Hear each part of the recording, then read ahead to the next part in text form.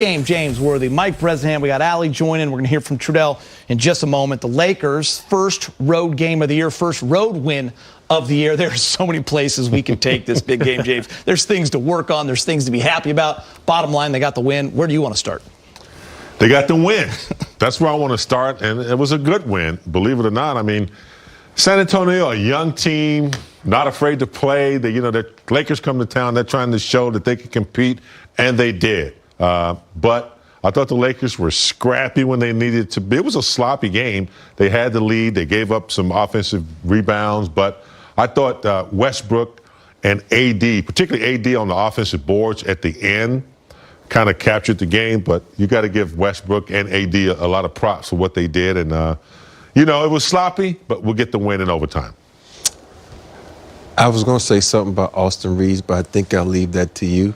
Oh, because I picked him? Because you picked him, but he came in, he played great. I thought Monk played great. We always want to harp on the big two since LeBron was out, the big three. I think everybody came in, they stepped up when they needed some good defensive plays. Bazemore right there at the end with a drill that we always do in practice where you chase down and you poke a little loose. So it was just a great overall game for everybody. I think they needed this win, but the only thing that's kind of sticks out in my mind is that AD played 42 minutes.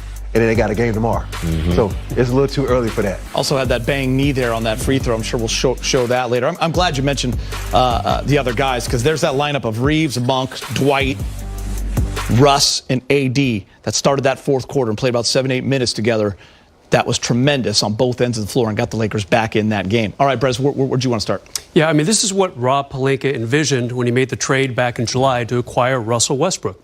Yeah, he gave up 3 core players, but he wanted that third superstar for nights like tonight when LeBron James can't go. You have another superstar to team with Anthony Davis.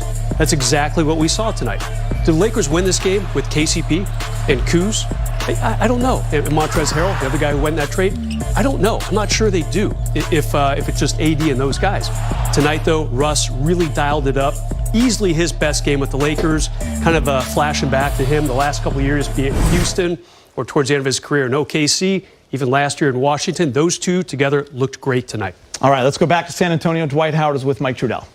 Well, Dwight, quite a game here in San Antonio. Down 12 to start the fourth quarter. What did you guys do to get back into the game? Our energy was down, and we had to come out and bring some more energy. And it started on the defensive end. We had to get up, pressure the ball more, make those guys make plays and make turnovers. Those young guys play hard. We know we're going to get everybody's best shot every night, so we got to keep our energy in the right place. And we did a good job of that in the fourth quarter. We came back and got a tough win. So last game, LeBron's down, he gets up. This game, AD's down, he gets up. How do you guys go through those kind of emotional swings and then stay in it as the teammates? Stay locked in, stay locked in, keep our energy, like I said, in the right place. When AD goes down, we know we got to pick him up. Anybody go down, we got to pick them up, but we always got to have our energy in the right place, stay positive, and we got a great win. Dwight, what did you see from Russ in his first road game for the Lakers here? Well, the fact that he just keep playing hard, no matter what, no matter if he missed shots, he turned the ball over. He's always thinking about the next play. Like I said, you got to stay positive. All of us know that this is a transition for all of us. It's a learning phase, and we're going to get everybody's best shot every night. So we got to be ready for that. And that's just going to make us stronger. The more we play, the stronger we get. And these teams is not playing around, so later on in the season, when we have it clicking, it's going to be very great. Dwight, we appreciate the time, man. Appreciate you. Lakers really turned it around there in that fourth quarter because it looked bleak in terms of everything. Defensively, getting out rebounded, the fast break points, but the Lakers' fourth quarter really changed the momentum of that game. We got to start with the big two.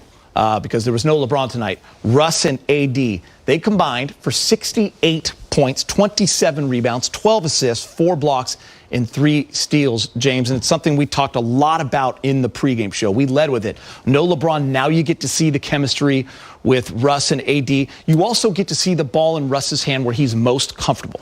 Yeah, I think Brad's hit on it. Rob wanted someone that could take over if LeBron wasn't available.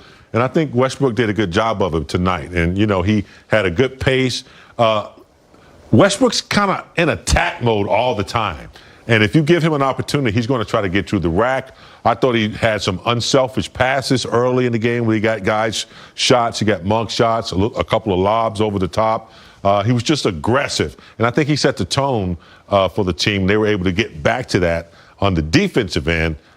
Just a special game by him tonight in the absence of LeBron. I mean, listen, Rob, yeah, he had 1-3, had a couple of pull-ups, but most of those points were attacking, grown man style, in the rack for Russ. Speaking of grown man style, that's one when he went, I just know he's going to get a block, and he dunks on him. So that's Russ. That's vintage Russ right there, going to the hole, dunking on people, getting to the hole, attacking, drawing the defense, and kicking it out. When Russ is in the attack mode, it's a lot easier for him to play the game. But when he's in there with LeBron, he kind of defers to LeBron. But sometimes he says, hey, LeBron, I got the advantage. I got a guy who can't keep up with me.